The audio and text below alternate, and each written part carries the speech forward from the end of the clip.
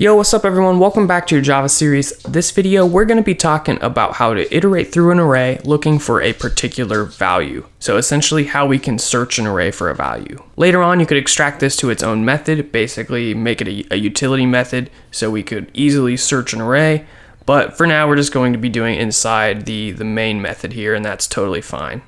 Now, if you're interested in algorithms, there are various searching algorithms out there. You might want to look that up if you're interested. This one's going to be very brute force technique. We're just going to look at index 1, see if it's the value. If not, go to index 2, and so forth. So we're just going to go all the way through the array. Alternative ways are sorting the array and then just grabbing the right position, etc.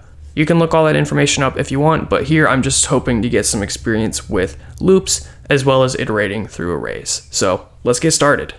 Pramp is a free mock interview platform where you can develop your technical interviewing skills. Practice coding with live execution of all major programming languages to solve real interview questions. Interview types include data structures and algorithms, product management, behavioral interviews, system design, front-end, and data science. I've personally used this service to successfully crash course for a software engineering interview. Lots of people are having success getting positions at companies like Amazon, Google, Twitter, and more. Check it out, I'll leave a link for you guys in the description. So coming from the previous video, there's a lot of code here. If you want to keep it, that's fine if you like the way it works. But what I'm going to do is I'm just going to change it up a little bit. Instead of getting from input, I'm just going to manually put the values of the array like so.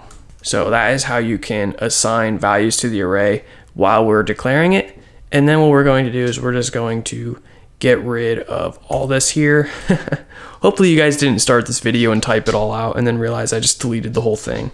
But what we're going to do now is we're going to start a for loop from scratch.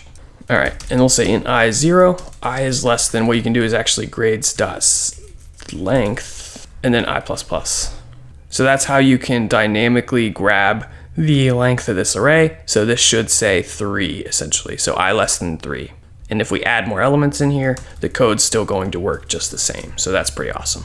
And what we'll do in here is we'll do a case and we'll say if grades index I is equal to, let's say 72, then we'll output that we found it.